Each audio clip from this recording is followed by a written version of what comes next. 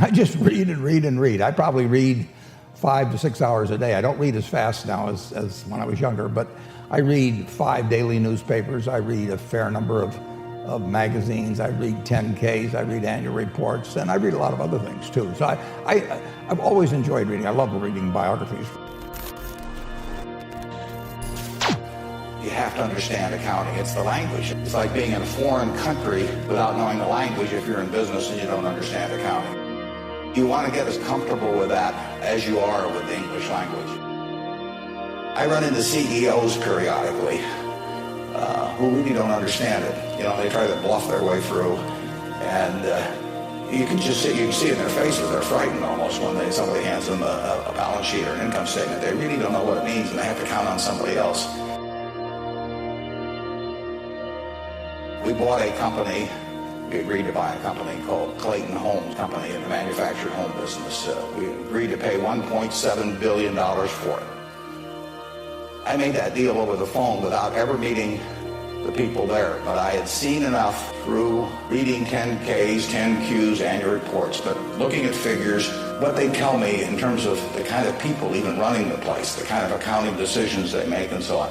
I was able to make that $1.7 billion transactions over the phone. 3/4 of our managers do not need to work financially. They have no reason financially to work. Probably 3/4 of them are worth at least $50 million, and we have some that are worth in the billions. And yet these people jump out of bed every morning, you know, and work, and they work weekends, and they love working. And why is that? And what's the key to that? The key really is the same reason I keep working. There's a couple things. A, I get to paint my own painting. I do not have people second guessing me. I do not have people saying, why don't you use a little more red paint than blue paint? Why don't you paint a seascape instead of a landscape? I get to do my own thing. It's a form of creativity. It's exactly like they're not doing it for the money, primarily. They're doing it because they like doing something well. And the second thing I like, frankly, is I like applause. I like appreciation. So I like having shareholders who feel good about what I've done. So those people are counting on me, and that's kind of fun to have something where you can actually deliver for other people and change their lives in positive ways. And that feeling of ownership is really extraordinary. It takes 3 qualities, essentially, to do well. It takes intelligence, it takes energy, and it takes integrity. Integrity is absolutely an option. You can choose where you stand on the integrity scale. Having the right heroes, you know, is terribly important. You know, you tell me who a 10-year-old's heroes are, and I can give you a pretty good prediction about how they're going to turn out. You want to choose your heroes very carefully, because you're going to look like them at some point. When you're a parent, you are the natural hero of your child. They're going to be shaped more by what they see in this behavior of yours toward them than anything that will impact them later in their lives. The behavior model that you take on is incredibly important. I bought my first stock in the spring of 1942. I was 11. We were losing the war at that time. The world was kind of falling apart. And I said, we're going to come out fine on the other side. And I said, buy stocks. And that day that I bought, March 11th, the Dow Jones cracked 100 on the downside. There was a 2% decline, which would be 500 points today. And the night before, on March 10th, I said to my dad, I want to go all in. I had $125, and I put every bit of it in 3 shares of City Service Preferred. I spent $114.75.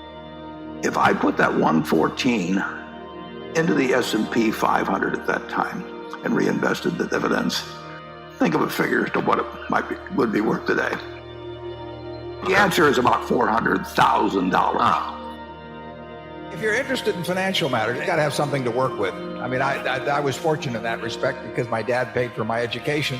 So I was able to save $10,000 by the time I was 21. And, you know, that was a huge, huge head start. It's much easier to save it in those teenage years, if you're lucky enough to be in a family where your parents are taking care of your financial obligations, every dollar then is, worth making $10 or $20 later on. Getting a stake early is very useful, and getting knowledge early is very useful. The economic characteristics of a business is different than predicting the fact that an industry is going to do wonderfully. Defining your circle of competence is the most important aspect of investing. It's not how large your circle is. You don't have to be an expert on everything. But knowing where the perimeter of that circle of what you know and what you don't know is, and staying inside of it, is all important. So if I understand a few things and I stick in that arena, I'll do okay. And if I don't understand something, but I get all excited about it because my neighbors are talking about it, stocks are going up and everything, I start fooling around someplace else, eventually I'll get creamed, and I should. Intrinsic value is the number that if you were all knowing about the future and could predict all the cash a business would give you between now and Judgment Day, discounted at the proper discount rate, that number is what the intrinsic value of a business is. In other words, the only reason for making investment and laying out money now is to get more money later on, right? That's what investing is all about. Aesop said, a bird in the hand is worth two in the bush. Now that isn't quite complete, because the question is, how sure are you that there are two in the bush? And how long do you have to wait to get them out? That's all there is to investing.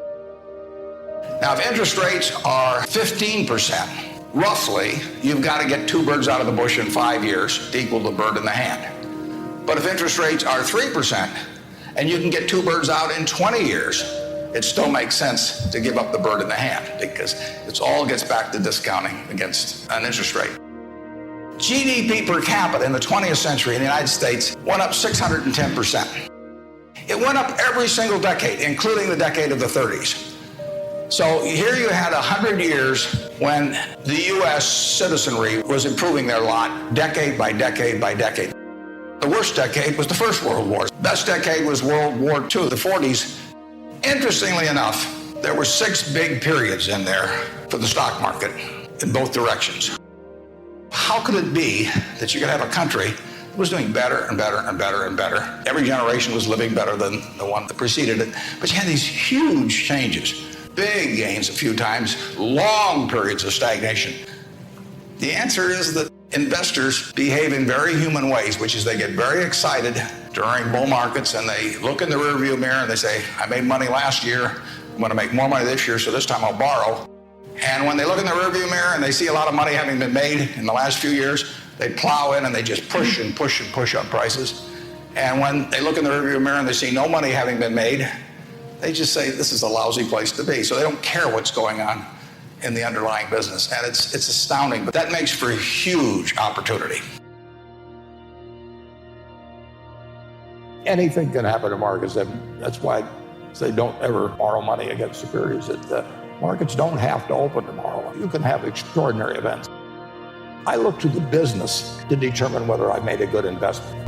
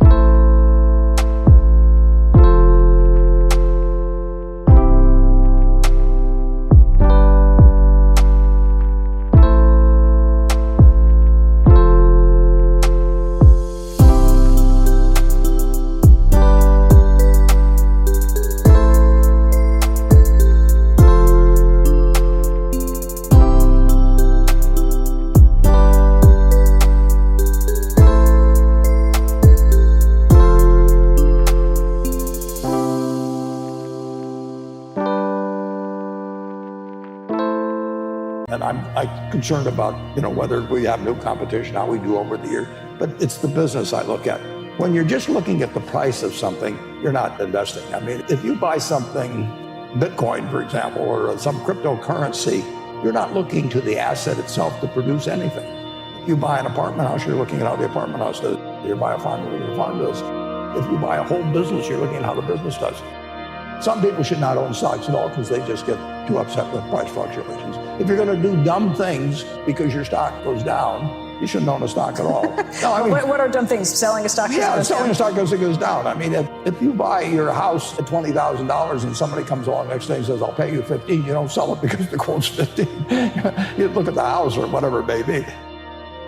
Choice between buying and holding a 30-year bond for 30 years or holding a basket of stocks.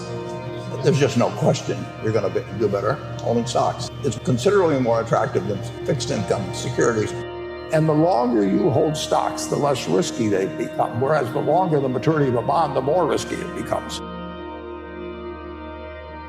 The money makes very little difference after a moderate level. We eat the same foods. I mean, that I can guarantee you. And there's no important difference in our dress. There's no important difference at all in the car we drive. There's no difference in the television set that we sit there and, watch the Super Bowl on or anything. They've got air conditioning in summer and I got air conditioning. I got heat in winter. And almost everything in daily life, we equate on it. Important thing, even in your work, is to an extreme extent, it seems to me, is who you do it with.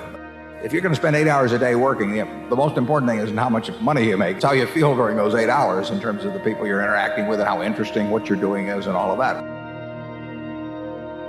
If you get to be 65 or 70 and later, and the people that you want to have love you actually do love you, you're a success.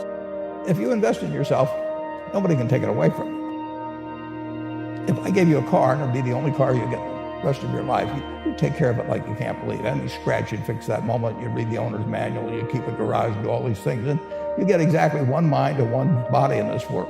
You can't start taking care of it when you're 50. By that time, you'll have rusted out if you haven't done it.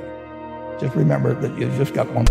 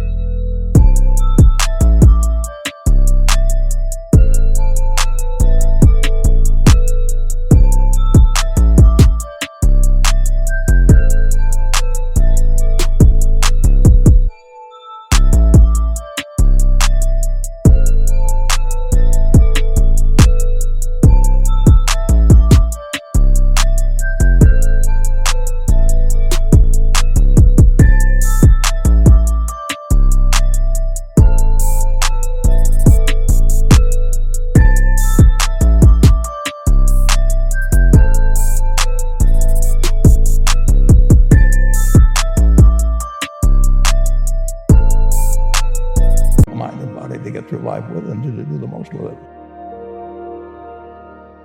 Try to find your passion. May not find it the first time, but don't sleepwalk through life. Find something that you really enjoy doing if you can do it. And not everybody's lucky enough to be able to find that, but it ought to be your goal. To make $10 a week more doing something that you don't feel good about compared to something you'd feel good about, make the change. I've told students, if when they got out of school, they got a punch card with 20 punches on it, and that's all the investment decisions they got to make in their entire life, they would get very rich because they would think very hard about each one. And you don't need 20 right decisions to get very rich. 4 or 5 will probably do it over time. I am doing what I love to do with people I love, and it doesn't get any better than that. Find what you love to do. I tell the students, look for the job that you would take if you didn't need a job. The second thing is to have people around you that make you feel good every day and make you a better person than you otherwise would be.